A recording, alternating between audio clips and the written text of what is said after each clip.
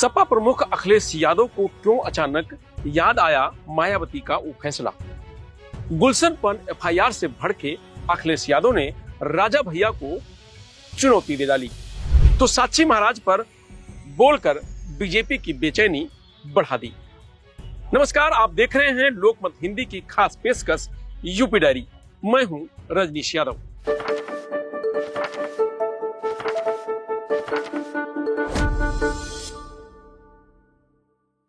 Samajwadi party के राष्ट्रीय अध्यक्ष अखिलेश यादव ने एक बार फिर से राजा भैया को निशाने पर लिया है। कहा कि बहुजन समाज पार्टी ने जो फैसला किया था वह मुझे बदलना नहीं चाहिए था।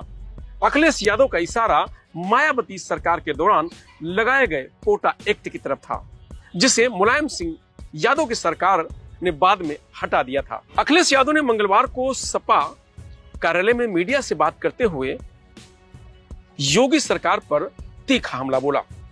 झांसी में किसानों की जमीन औने पौने दामों में छीने जाने से लेकर जेपीएनआईसी बेचने तक हर मुद्दे पर अखिलेश ने सरकार की नीयत और नीति पर सवाल खड़े किए।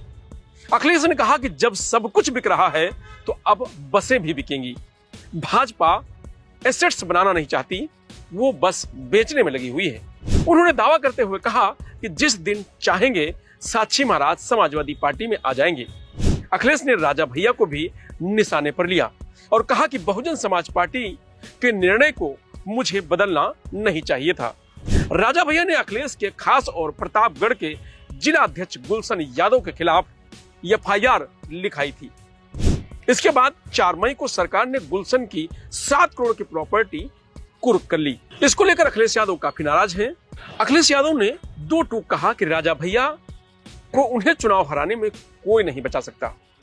दरअसल प्रतापगढ़ में सपा नेता गुलशन यादव पर हो रही कार्रवाई को लेकर अखिलेश यादव से सवाल पूछा गया था। इसके जवाब में उन्होंने कहा कि यह हम सब जानते हैं कि उनके खिलाफ कार्रवाई क्यों हो रही है। आर्थिक रूप से भी जितना तोड़ा जा सकता है तोड़ा जा रहा है। टाइमलाइन देखिए, मुकदमा कब दर्ज हुआ। पुलिस कप्तान जो थे उनसे बात की तो लगा कि उनके ऊपर बहुत दबाव है। एफआईआर कौन लोग करवा रहे हैं? वो घबराए हुए लोग हैं जिन्हें चुनाव हारना निश्चित है। वो लोग चुनाव हारेंगे, उन्हें कोई भी गणित चुनाव नहीं जिता सकती।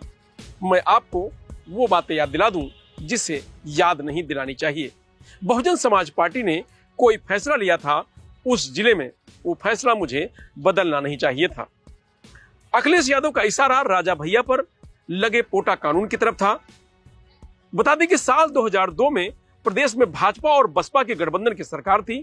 राजा भैया पर आरोप लगा कि वह भाजपा बसपा वाली गठबंधन सरकार को अस्थिर करने का प्रयास कर रहे हैं, सरकार गिराना चाहते हैं।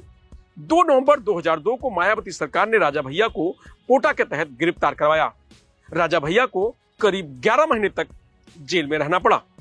इस दौरान उनकी भद्री रियासत की हवेली में पुलिस ने छापेमारी की और उनकी संपत्ति को भी कुर्क करने की कार्रवाई की थी। 2003 में मायावती सरकार ने प्रतापगढ़ में राजा भैया की भद्री रियासत के पास स्थित बेती तालाब को सरकारी कब्जे में ले लिया। इसे भीमराव अंबेडकर पश्चिम बिहार घोषित कर दिया था। बाद में प्रदेश में सत्ता परिवर्तन हुआ। मुलायम सिंह यादव प्रदेश के मुख्यमंत्री बनते ही राजा भैया की रिहाई के आदेश जारी कर दिए। साथ ही बसपा सरकार द्वारा लिया गया कोटा भी हटा दिया गया। अखिलेश यादव ने चाचा शिवपाल यादव को लेकर कहा कि उनके संबंध सबसे अच्छे हैं।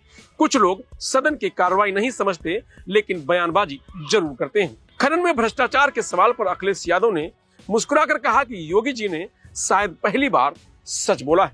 जाने वालों की तारीफ होनी चाहिए। अब तो आप सबको पता है कौन जा रहा है। जिस दिन चाहेंगे साक्षी महाराज हमारे साथ आ जाएंगे। वो पीडीए की लड़ाई के लिए हमारी पार्टी में आएंगे। उन्हीं के दबाव में ही सरकार जाति जनगणना करा रही है। तो पहलगाम में शहीद हुए लोगों को शहीद का दर्जा दिया जाना चाहिए। सरकार उनके परिवार वालों को 10-10 करोड़ रुपए का मुआवजा दे। भाजपा के एक विधायक के सुरक्षा मांगने पर अखिलेश ने कहा कि हमारे नेता पत्र लिख देंगे, उनके लिए भी सुरक्षा मांगी जाएगी। उन्होंने कहा आजकल डर लगता है कि किस जवाब को आप लोग कैसे पेश कर देंगे। आप मेरी किसी से लड़ाई करवा देंगे। जब होम मिनिस्ट्री गाइडलाइन जारी कर चुकी है तो गैर जरूरी बयान नहीं देने चाहिए।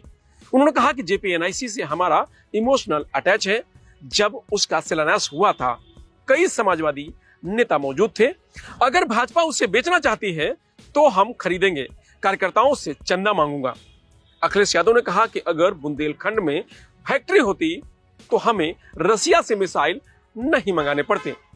ये लोग तो झांसी में सुतली बम भी नहीं बना पाए, जमीन ली, मुआवजा नहीं दिया, अब कह रहे हैं कि विकास हुआ है।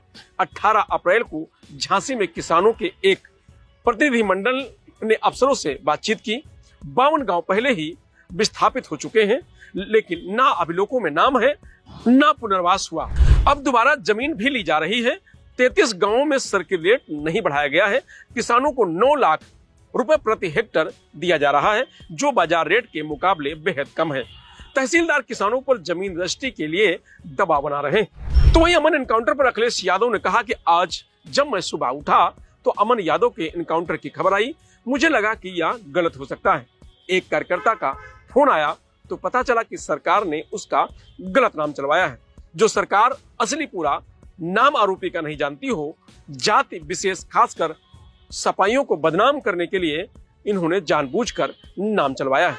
जब पता लगवाया तो मालूम हुआ कि पुलिस की ओर से मैसेज दिया गया। पुलिस के बड़े अधिकारी ने ब्रीफ किया था। सपा की मांग है कि जिसका असली नाम भी नहीं जानते, पुलिस उसका एनकाउंटर करके बदनाम करना चाहती है। ऐसे अधिकारी को निलंबित करना चाहिए। जब सरकार कहती है कि युद्ध हो सकता है तो मीडिया सेल को पहले कैसे पता चल जाता है? क्या मॉक ड्रिल भी प्रचार का हिस्सा है? अखिलेश ने कहा कि आगरा में 7 दिन में कई मर्डर, चंदौली में भी वारदात। सरकार आरोपियों को बचा रही है। लोग लाइव मर्डर देख रहे हैं, लेकिन कुछ भी उत्तर प्रदेश में नहीं हो पा रहा है। फिलहाल यूपी डायरी में आज इतना ही। कल फिर मिलेंगे नई खबरों के साथ। नमस्कार, आप देखते रहिए लोकमत हिंदी।